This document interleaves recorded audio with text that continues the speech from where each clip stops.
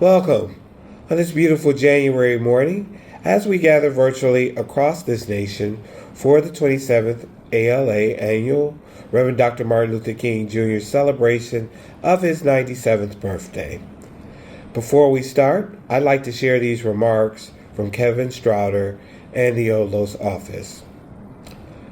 On behalf of the ALA Office for Diversity, Literacy, and Outreach Services, I sincerely thank each of you for joining us today to honor the everlasting legacy of Dr. Martin Luther King Jr.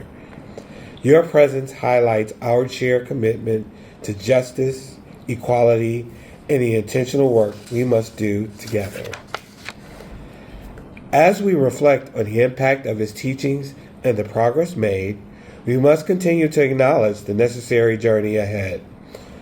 By being in community today, you are reaffirming your responsibility in advancing Dr. King's dream. Let us remain united in love, peace, and the unwavering pursuit of equality for all.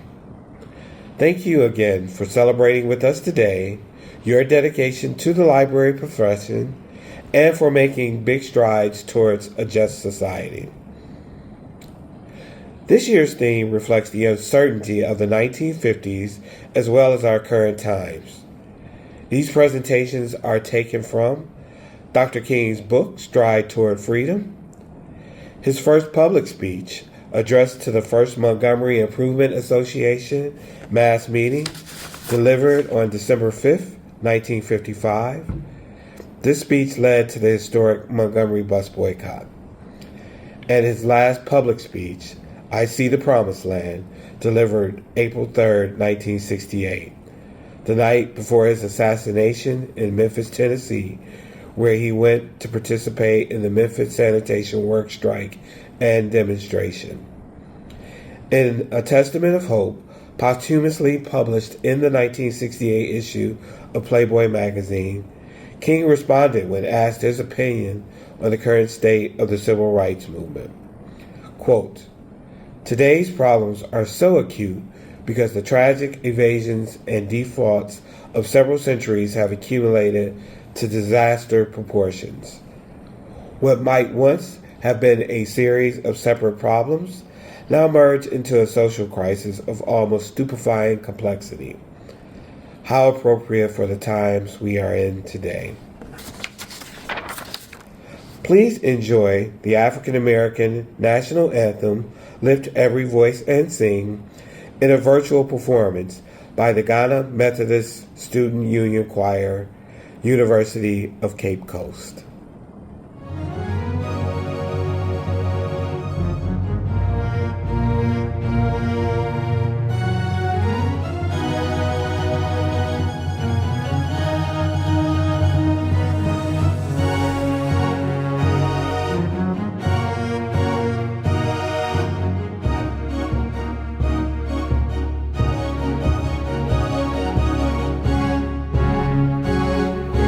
Voice and say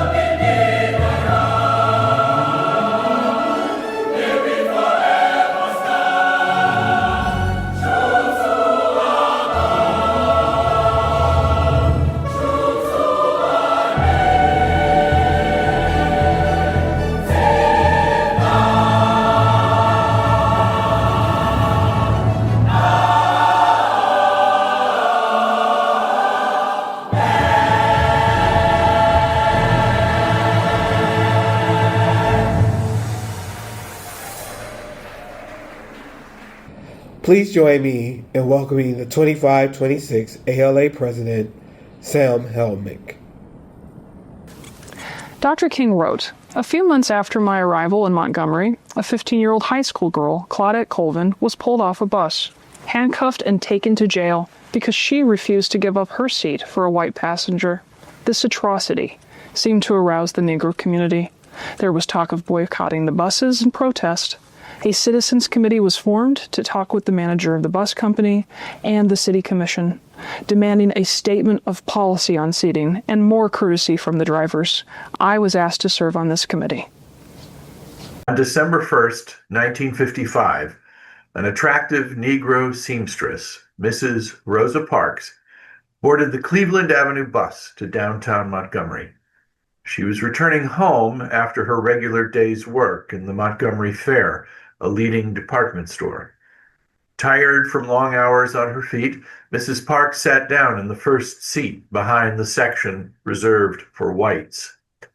Not long after she took her seat, the bus operator ordered her, along with 3 other Negro passengers, to move back in order to accommodate boarding white passengers. By this time, every seat on the bus was taken. This meant that if Mrs. Parks followed the driver's command, she would have to stand while a white male passenger who had just boarded would sit. The other 3 Negro passengers immediately complied with the driver's request, but Mrs. Parks quietly refused. The result was her arrest. No one can understand the action of Mrs. Parks unless he realizes that eventually the cup of endurance runs over, and the human personality cries out, "I can take it no longer." Mrs. Parks' refusal to move back was her intrepid affirmation that she had had enough. It was an individual expression of a timeless longing for human dignity and freedom. She was not planted by the NAACP or any other organization. She was planted there by her personal sense of dignity and self-respect.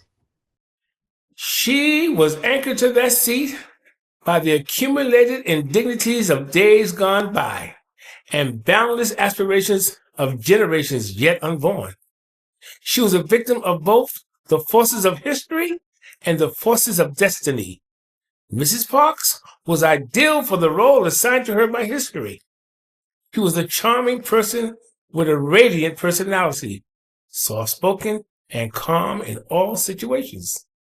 Her character was impeccable, and her dedication deep-rooted. All of these traits made her one of the most respected people in the Negro community.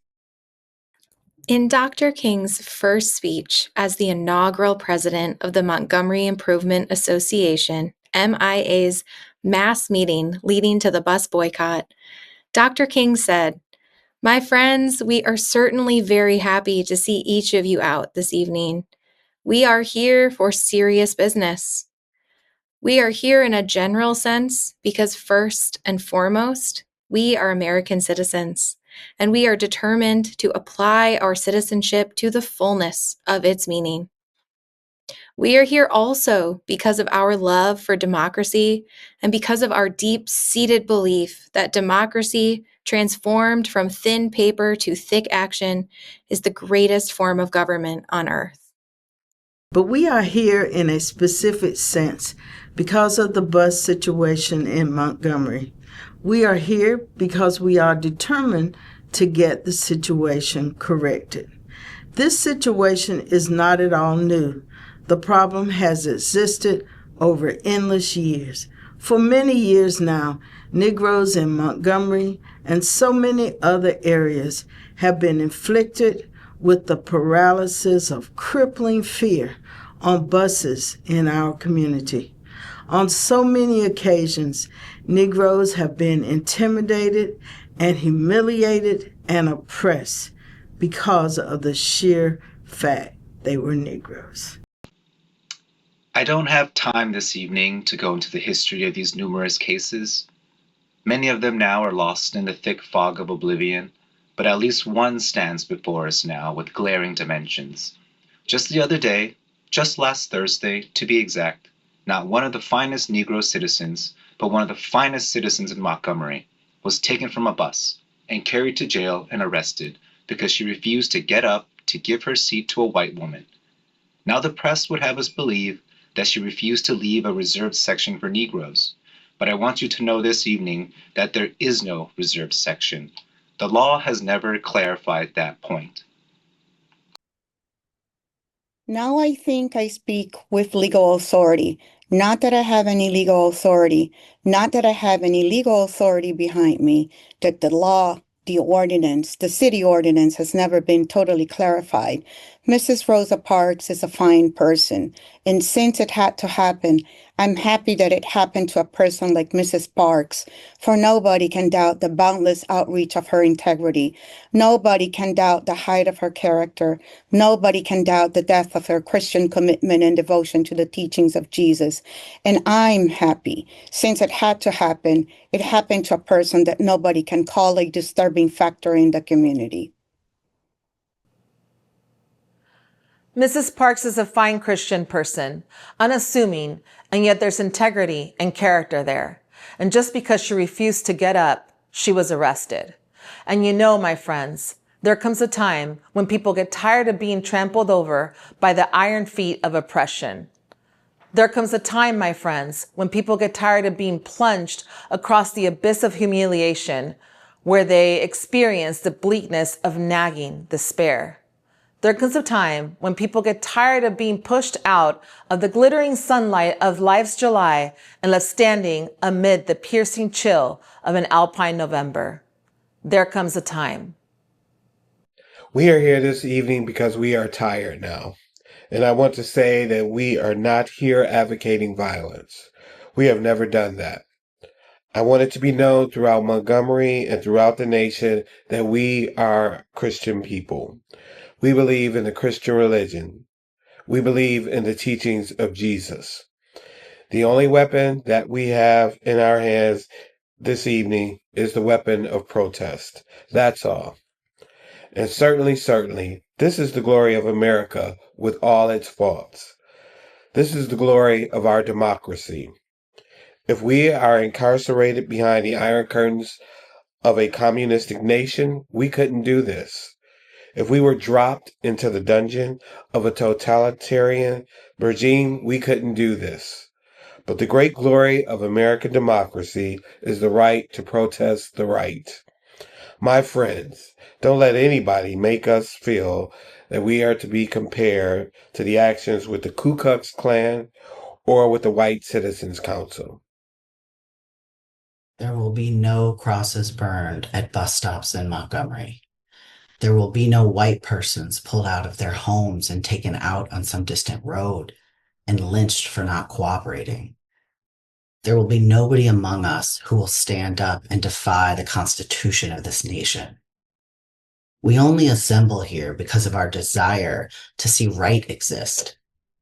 My friends, I want it to be known that we're going to work with grim and bold determination to gain justice on the buses in this city. And we are not wrong. We are not wrong in what we are doing. If we are wrong, the Supreme Court of this nation is wrong. If we are wrong, the Constitution of the United States is wrong. If we are wrong, God Almighty is wrong.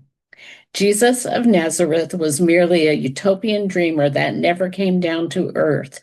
If we are wrong, justice is a lie. Love has no meaning, and we are determined here in Montgomery to work and fight until justice runs down like water and righteousness like a mighty stream. I want to say that in all our actions, we must stick together. Unity is the great need of the hour.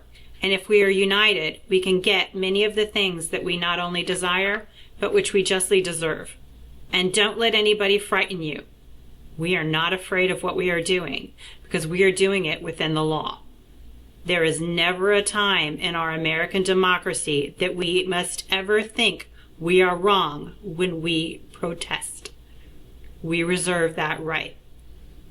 When labor all over the nation came to see that it would be trampled over by capitalistic power, it was nothing wrong with labor getting together and organizing and protesting for its rights. We, the disinherited of this land, we who have been oppressed so long, are tired of going through the long night of captivity. And now we are reaching out for the daybreak of freedom and justice and equality. May I say to you, my friends, as I come to a close, and just giving some idea of why we are assembled here, that we must keep, and I want to stress this, in all of our doings, in all of our deliberations here this evening, and all the week and while, whatever we do, we must keep God in the forefront.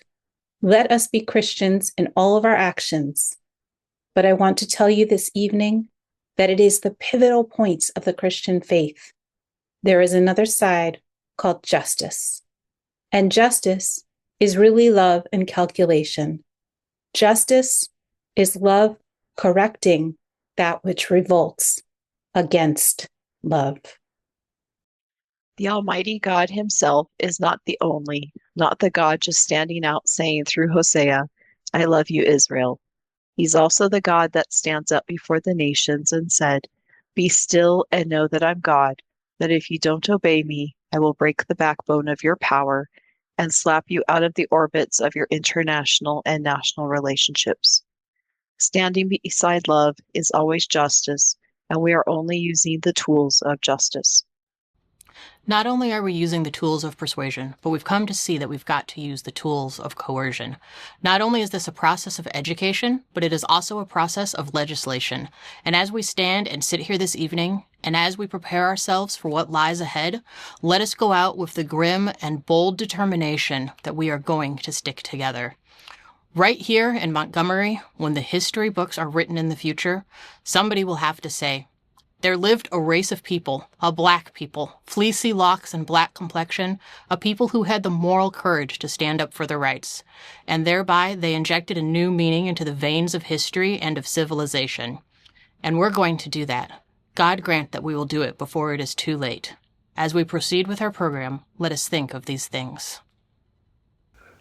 Our keynote speakers for this year's Martin Luther King celebration are the Reverend Dr. Theoharis, Director of the Kairos Center for Religions, Rights, and Social Justice at Union Theological Seminary, and co-chair of the Poor People's Campaign, a national call for moral revival.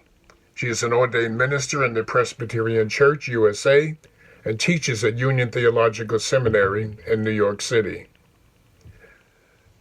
Noam Sandweiss-Back is an organizer and a writer born in Jerusalem and raised in New Jersey.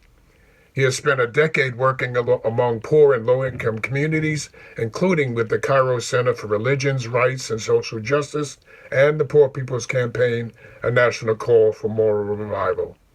They are both co-authors of the newly released You Only Get What You're Organized to Take, Lessons for the Movement to End Poverty, by Beacon Press in 2025. Greetings from the office of the Kairos Center for Religions, Rights, and Social Justice here in New York City. We want to start with a story that takes place decades ago, but which could easily be today. In the winters of 1996 and 1997, amid the commercial cheer and the charity drives, unhoused organizers and welfare rights activists in Philadelphia launched the Homes for the Holidays campaign, moving themselves and their families into dozens of abandoned, federally owned row houses across the neighborhood of Kensington. When they took over a new house, they hung a cardboard sign in the front window. This house has been reclaimed as part of the new Underground Railroad. I was a sophomore in college and a leader with the Kensington Welfare Rights Union.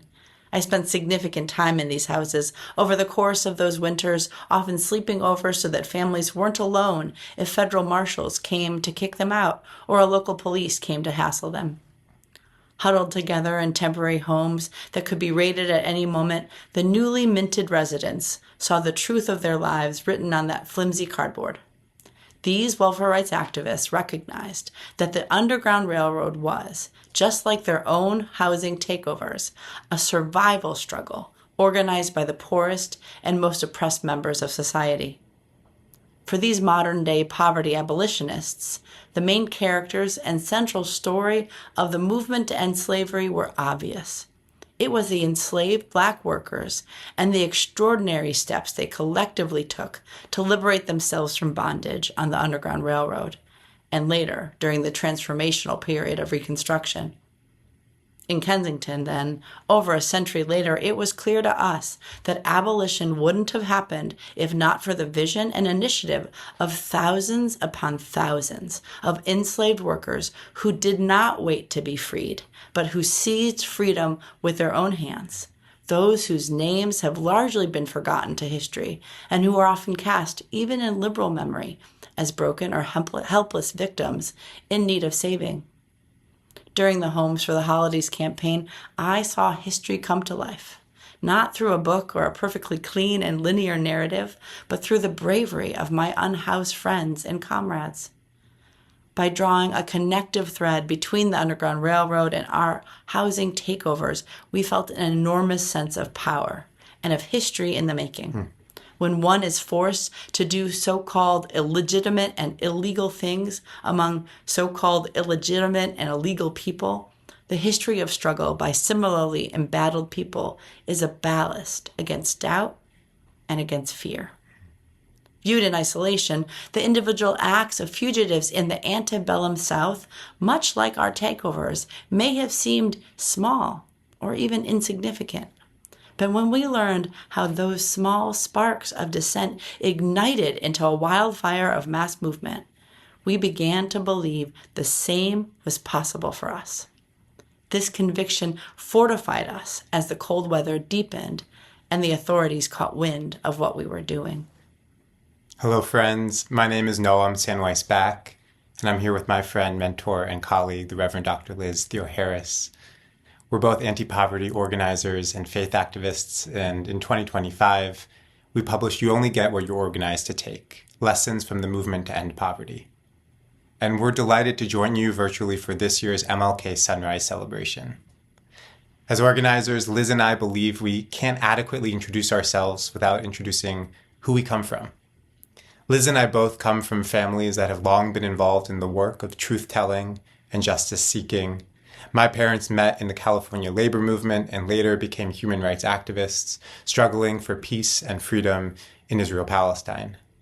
To this day, my allegiance to the dispossessed peoples of this country and the world is thanks to the commitments transmitted to me by my parents. The same is true for me. My mother was a lifelong faith activist and my father a scholar who helped break open the hidden abuses of the FBI, including its illegal infiltration and policing of social movements like the Black Panthers and the American Indian Movement, the Southern Christian Leadership Conference. My dad spent thousands of hours in libraries. He praised the tireless and fearless work of librarians on a weekly basis my whole growing up. Decades later, I couldn't be more proud than to have a 16-year-old daughter who now wants to become a librarian. And alongside our families of origin, we have been shaped by a movement family whose lineage we can trace through some of the most significant poor people's movements of the last half century. In our book, we document stories and lessons from some of these movements.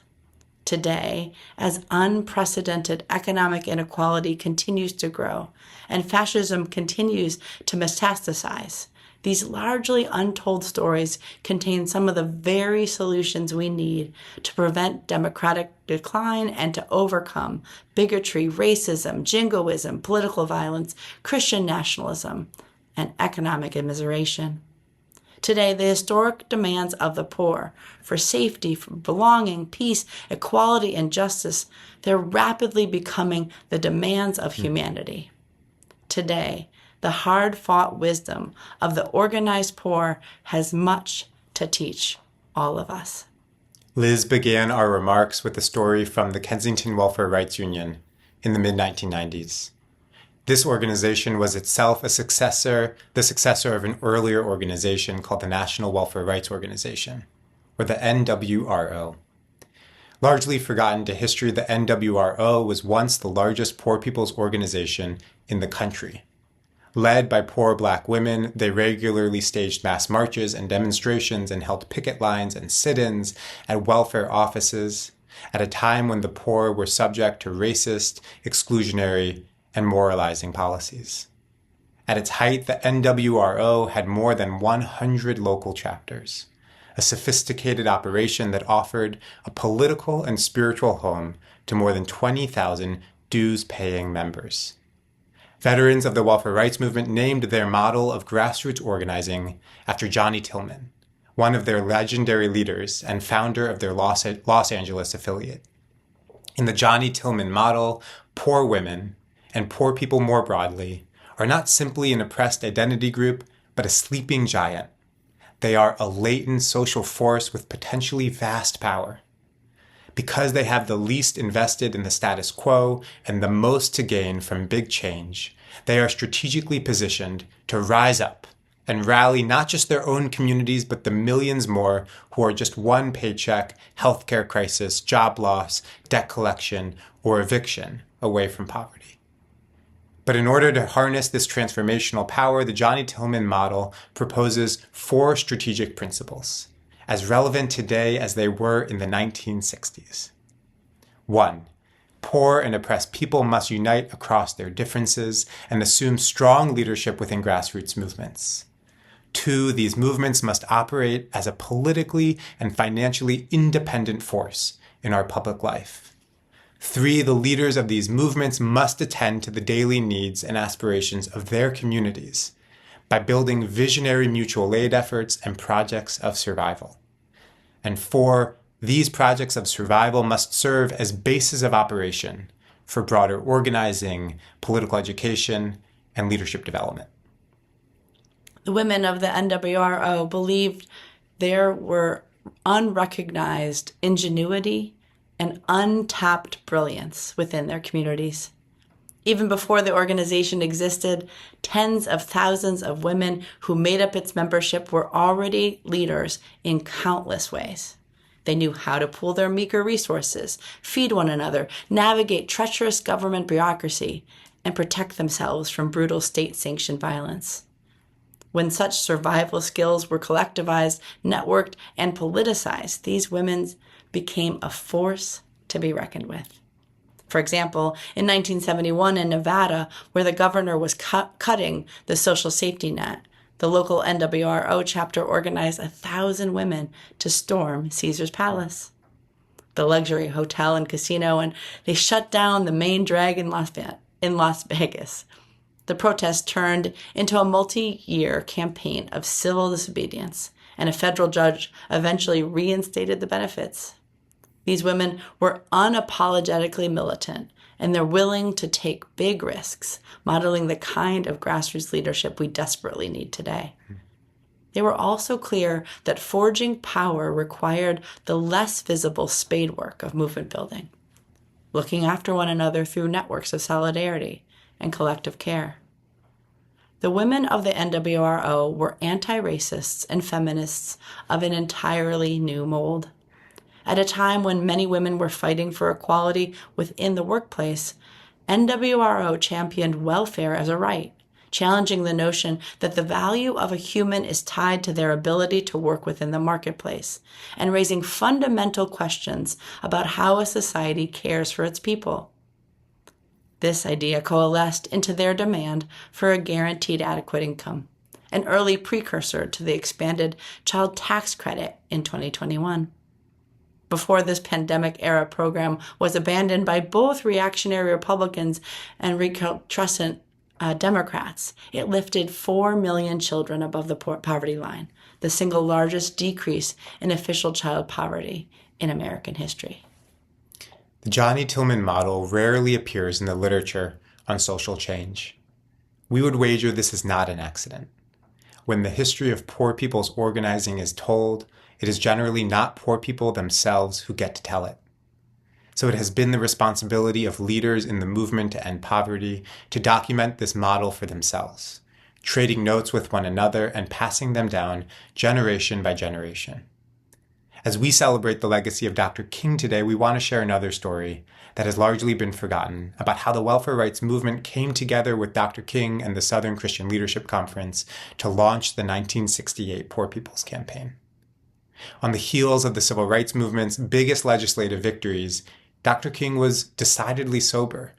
For years, he had recognized that beyond the legal scaffolding of Jim Crow and institutionalized racism, areas in which the movement had made significant gains, American capitalism continued to keep millions of Black people locked in poverty in the South and elsewhere, alongside many others from different racial and ethnic backgrounds.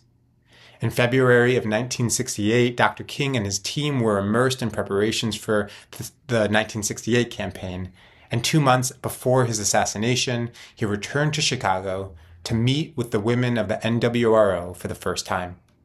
The welfare mothers had not come to passively listen, but to dialogue with Dr. King about joining the Poor People's Campaign. The idea itself was not new to them. They had been calling for a similar campaign for a few years, and they were cautious about newcomers sweeping in and taking over without an appreciation for the organizing they were leading or an understanding of the demands they and other poor people were already fighting for. The meeting was set at the downtown Chicago YMCA. Waiting for King upstairs were the 30 members of NWRO's National Steering Committee, seated around a large rectangular table in what one of Dr. King's lieutenants described as a grand piece of psychological warfare. After every woman introduced herself, Dr. King laid out his vision and urged them to join. This was the moment the NWRO had been waiting for. At a horn, a leader from Washington, D.C. turned to King and asked his positions on the recent passage of anti-welfare legislation in Congress. He appeared puzzled. Johnny Tillman, sitting next to King with her granddaughter on her lap, stepped in. "You know, Dr. King, if you don't know about these questions, you should just say you don't know, and then we could go on with this meeting." "You're right, Mrs. Tillman. We don't know anything about welfare. We are here to learn," King humbly replied. His admission reassured them, and the NWRO officially joined the 1968 Poor People's Campaign as a leading organizational sponsor. Even after Dr. King's assassination, the welfare moms held a prominent role within the campaign, helping to shape its demands and lead its opening march on Mother's Day alongside Coretta Scott King. Together, the welfare rights mothers and the Kings believed that the ultimate prize was poor people's power, and they emphasized the need to build an independent mass movement of poor people across lines of division like race and religion and geography. This key strategic insight and the belief that poor people can be a force for transformative change in these yet-to-be United States is as relevant today as it was in '68. This spring, Liz and I traveled around the country to dozens of cities, small towns, and rural communities. It was the early months of the second Trump administration, and all we heard in the media were doom and gloom stories about death, war, climate catastrophe, political conflict, and more. But what we discovered in these many communities were everyday people valiantly and unostentatiously putting their shoulders to the wheel of justice. We met students and other young people setting up mutual aid networks in food deserts. We met church members secretly opening their basements to their undocumented neighbors, Medicaid recipients running free healthcare clinics amid Medicaid cuts and hospital closures, unhoused people defending one another from the horrors of encampment sweeps by local police, tenant union members running for and taking over local city councils, and so much more, so many of the people who walk through your doors, your libraries, every day. What we saw in those communities were thousands of people flexing the muscles of dangerous unselfishness, in the words of Dr. King. What we saw was the embryonic possibility of true and unyielding community power.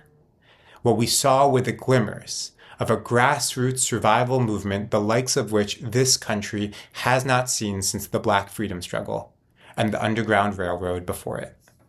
It left us feeling stubbornly, resolutely hopeful, even as we were being counseled that hope was a thing to be ashamed of, something weak and naive. We were also reminded of the last sermon of Dr. King on April 3rd, 1968. The night before his assassination in Memphis, Tennessee. His words that night are stunning, especially given the events of the next day. Of particular note is his stubborn, unsentimental, and clear-eyed hope. At one point, he imagines a conversation with God in which he is asked what era of human history he would like to live in.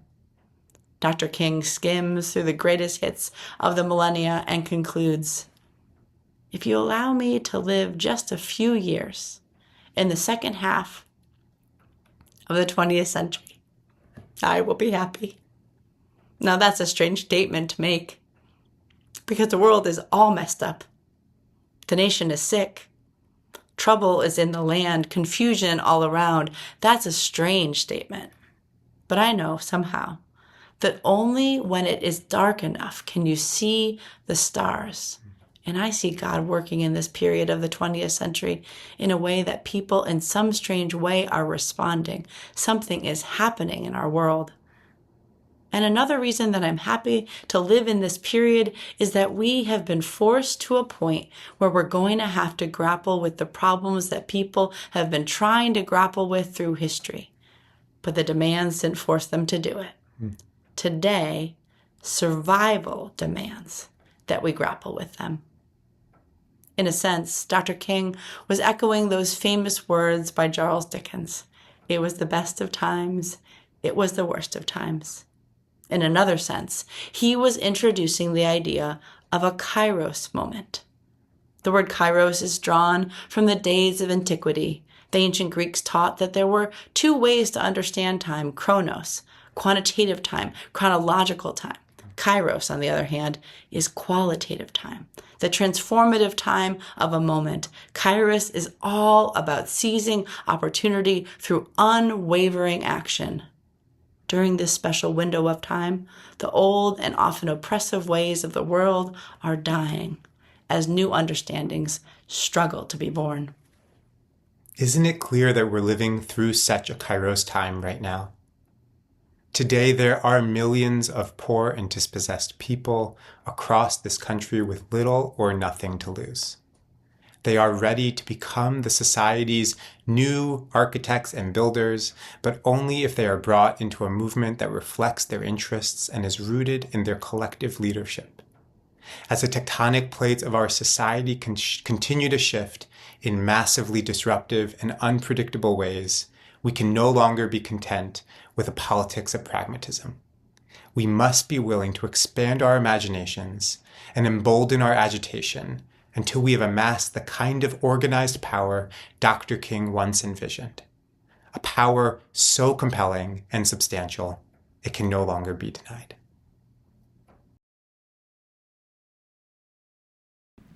I See the Promised Land was Dr. King's last and most apocalyptic sermon. He delivered it the eve of his assassination on July 3, 1968. Dr. King said, "I'm delighted to see each of you here tonight in spite of a storm warning. You reveal that you are determined to go on anyhow. Something is happening in Memphis. Something is happening in our world. I would turn to the Almighty and say, if you allow me to live just a few more years in the second half of the 20th century, I will be happy." Now that's a strange statement to make because the world is all messed up. The nation is sick. Trouble is in the land. Confusion all around. But I know, somehow, that only when it is dark enough can you see the stars, and I see God working in this period of the 20th century in a way that men, in some strange way, are responding. Something is happening in our world. The masses of people are rising up, and no matter where they are assembled today, the crisis is always the same. We want to be free. I'm happy to live in this period. We've been forced to a point where we're going to have to grapple with the problems that men have been trying to grapple with through history. It is no longer a choice between violence in this world. It's nonviolence or non-existence. That is where we are today. And also, in the human rights revolution, if something isn't done and in a hurry to bring the colored peoples of the world out of their long years of poverty, their long years of hurt and neglect, the whole world is doomed. Now, I'm just happy that God has allowed me to live in this period, to see what is unfolding, and I'm happy that He's allowed me to be in Memphis. Alien business now, and we are determined to gain our rightful place in God's world. And that's all this whole thing is about. We aren't engaged in any negative protests and in any negative arguments with anybody. We are saying that we are determined to be men. We are determined to be people. We are saying that we are God's children and that we don't have to live like we are forced to live. Now, what does this mean in this great period of history? It means that we've got to stick together. We have to stay together and maintain unity. Let's keep the issues where they are. The issue is injustice. The issue is refusal of Memphis to be fair and honest in its dealings with its public servants, who happen to be sanitation workers. Now, we've got to keep attention on that. They very seldom get around to mentioning the fact that 1,300 sanitation workers were on strike, and that Memphis is not being fair to them. Now we're going to march again, and we've got to march again in order to put the issue where it is supposed to be and force anybody to see that there are 1,300 of God's children here suffering, sometimes going hungry, going through dark and dreary nights, wondering how this thing is going to turn out. That's the issue. And we've got to say to the nation, we know it's coming out. For when people get caught up with that which is right and they are willing to sacrifice for it, there is no stopping point short of victory. We've got to go on to Memphis. I call upon you to be with us Monday. We have an injunction and we're going into court tomorrow morning to fight this illegal, unconstitutional injunction. All we say to America is, be true to what you said on paper. We are poor people individually. We are poor when you compare us with white society in America. Never stop and forget that the Negro collectively is richer than most nations in the world. We have an annual income of more than $30 billion a year, which is more than all of the exports of the United States and more than the national budget of Canada. We are asking you tonight to go out and tell your neighbors not to buy Coca-Cola, not to buy Siltest milk, not to buy Wonder Bread. Up to now, only the garbage men have been feeling the pain. Now we must kind of redistribute the pain. But not only that, you've got to strengthen Black institutions. I call upon you to take your money out of the banks downtown and deposit our money in Tri-State Bank. We want a banking movement in Memphis. You have 6 or 7 Black insurance companies in Memphis. Take out your insurance there. We want to have an insurance in. Be concerned about your brother.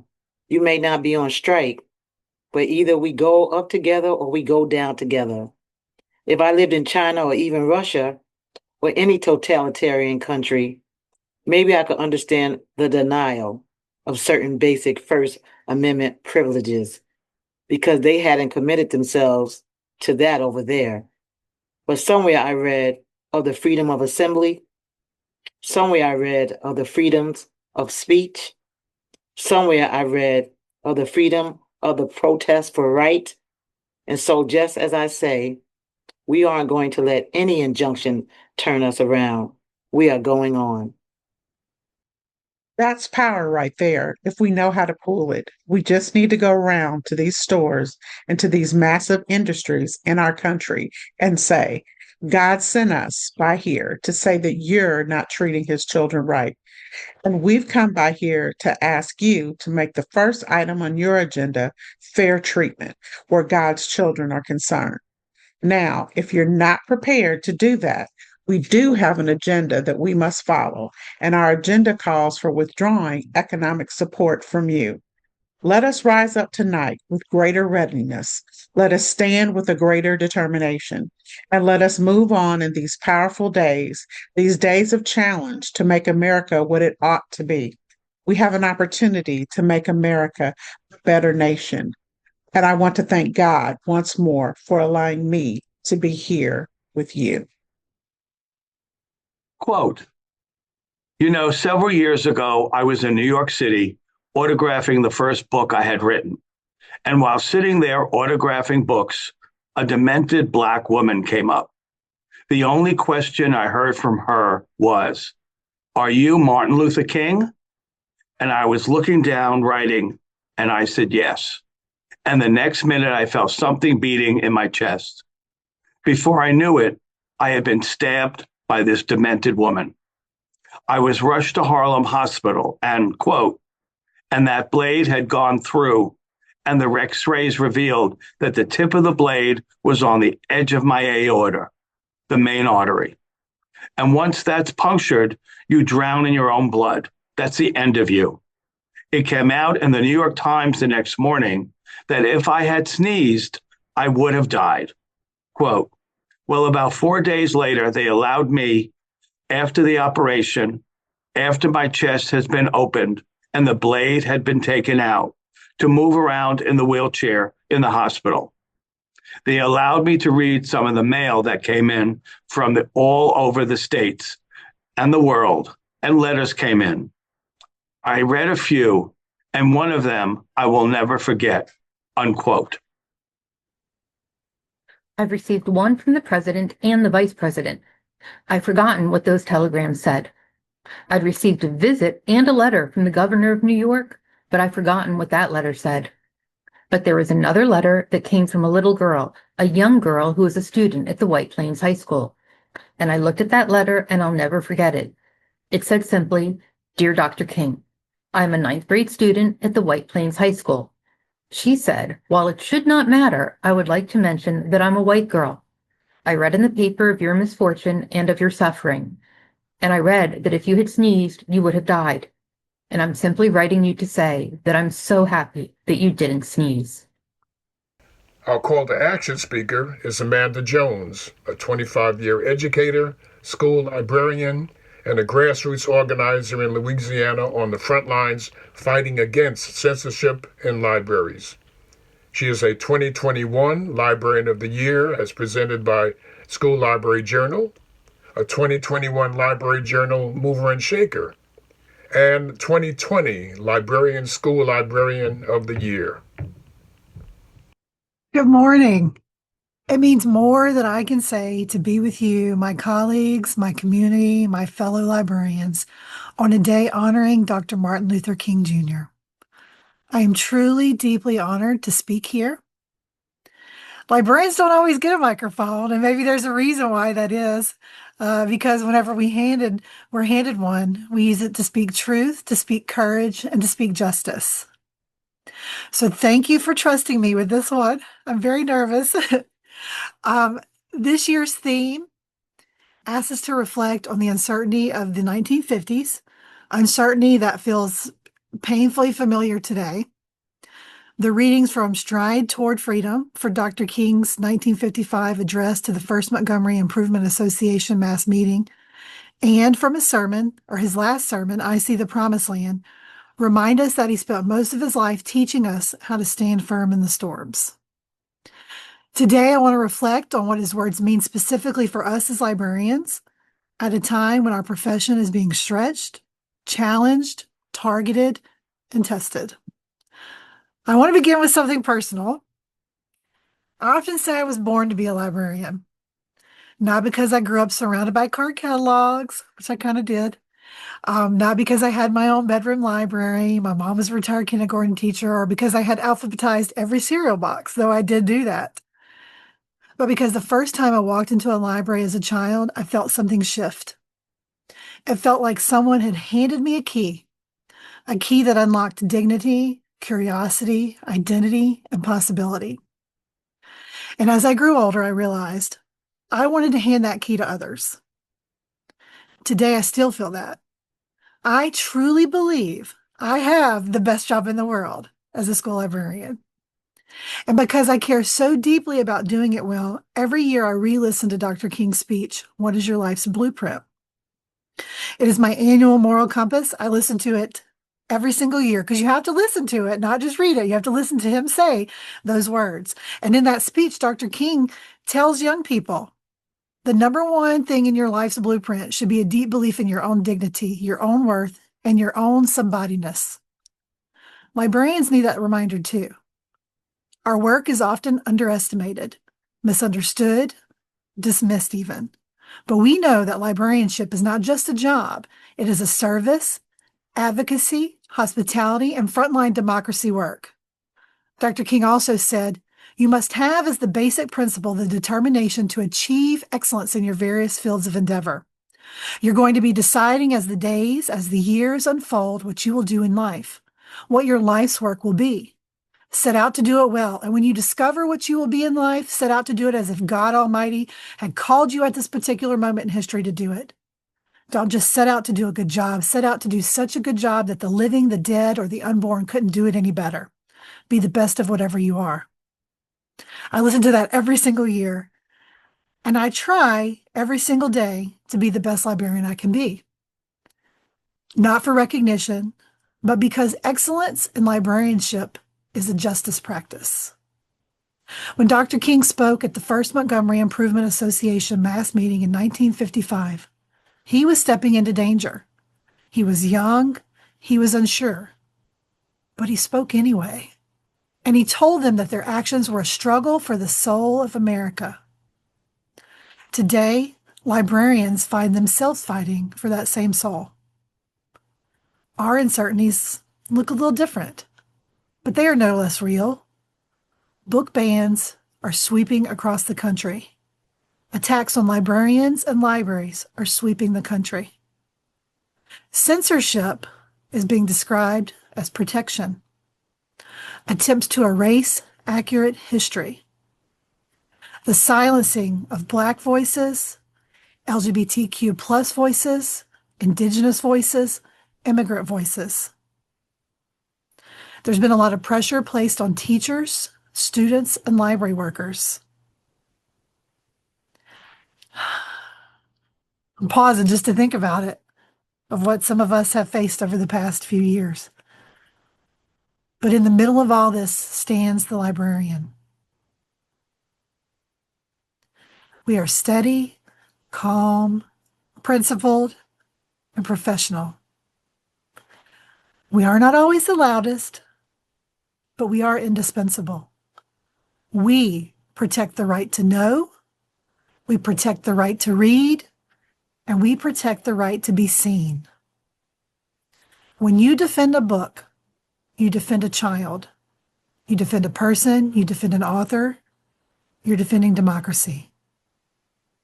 When you defend a book, like I said, you're defending a child. When you defend history, you defend democracy. When you defend access, you defend freedom.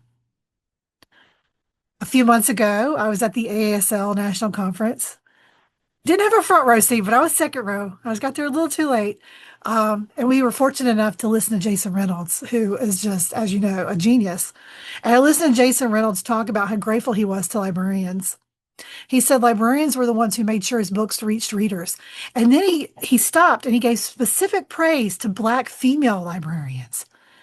And the ones who insisted that Jason Reynolds' voice matters, that his story belongs. And they help promote his books. And that resonated with me because I learned how to be a better librarian from my African-American colleagues, specifically from Black women in librarianship. And they taught me best practices, yes. But they also taught me the heart of this profession is how to listen without assuming, to listen to learn, to listen so you can serve. I'd like to thank them today. There's way too many. I'm not listing names because I know I'll forget someone. But thank you for teaching me the best lesson of all is to listen. Dr. King said, people don't get along because they fear each other. They fear each other because they don't know each other. They don't know each other because they have not communicated with each other. Listening is how we break that chain. Listening builds trust. Listening builds community. Listening builds movements. And librarians, both past and present, specifically Black female librarians, modeled that for me. And I'd like to thank you. In his last sermon, titled, I See the Promised Land, Dr. King spoke with a sense of forewarning. And yet he stood before that congregation and said, I'm not fearing any man.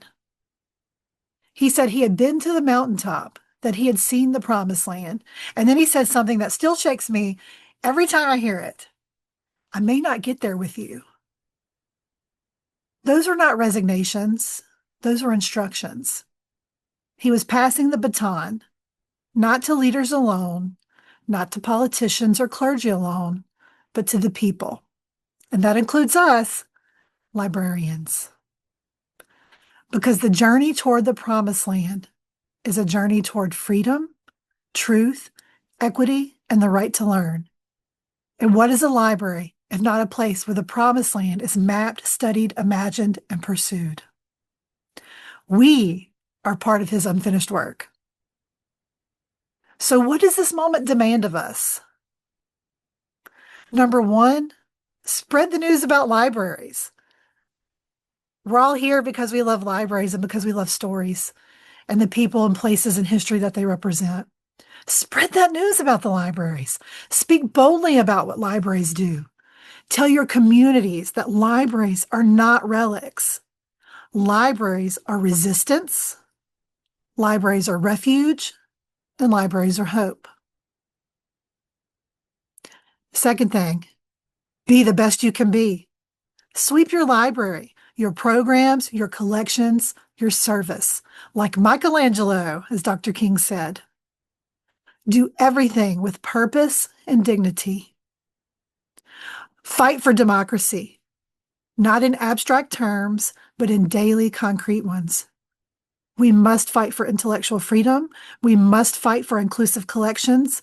We must fight for accurate history.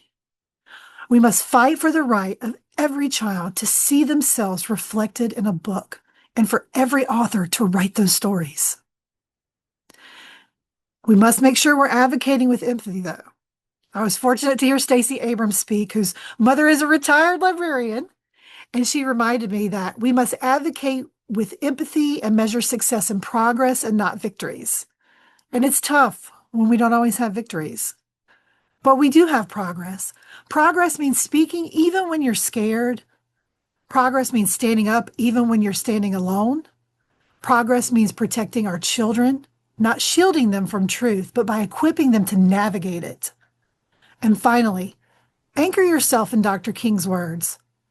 The time is always right to do what is right. That is our charge. That is our compass. And that is our promise to one another, to our communities, and to the generations who will walk through the doors of our libraries long after we're gone. So go out there and stand for truth, and stand for intellectual freedom, and stand for democracy, and stand for our libraries. Thank you for having me today.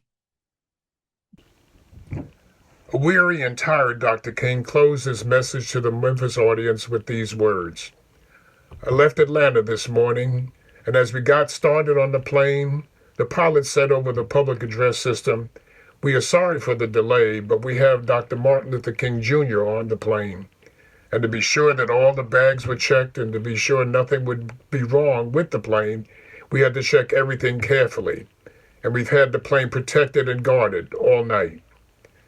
And then I got to Memphis, and some began to say the threats or the talk about the threats that were out. What would happen to me from some of our sick white brothers? Well, I don't know what will happen now. We've got some difficult days ahead, but it doesn't matter with me now because I've been to the mountaintop. And I don't mind. Like anybody, I would like to live a long life. Longevity has its place. But I'm not concerned about that now. I just want to do God's will.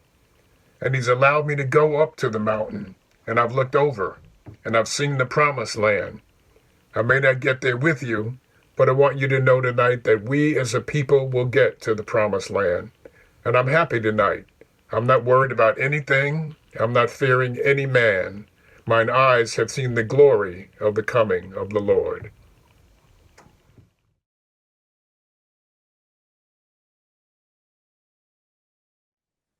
As we close this year's celebration, a special thank you to Kevin D. Schroeder, Director of Office of Diversity, Literacy, and Outreach Services, Hillary Pearson, Program Manager, Accessibility Services, Praad Los, April Shepard, SRRT Member Leader and Task Force Co-Chair, and especially the production team at Vision Creative, who created and edited this virtual tribute, for your invaluable assistance with today's event. Thank you to Beacon Press Incorporated and our guest speakers Liz Theoharis and Noam Sandweiss-Back for sharing your engaging thoughts with us. And thank you to Amanda Jones for your engaging challenge to us as our call to action speaker. And especially thank you to my co-chair, LaJuan Pringle. We're forever grateful to Sasha Marshall Orange and Virginia Jenny Moore, founding co-chairs of the ALA-MLK celebration for more than 27 plus years. And of course, a special thank you to all those who participated, because it would have been incomplete without thanking all the participants across the ALA and affiliates for their participation and their tribute to the Dr. King celebration. We close this year's Martin Luther King celebration with our closing song, We Shall Overcome, sung by the combined choirs of Temple Emmanuel, New York City, and the Abyssinian Baptist Church in Harlem, New York. Peace and blessings. Thank you for joining us for the 27th Annual Dr. King Sunrise Celebration.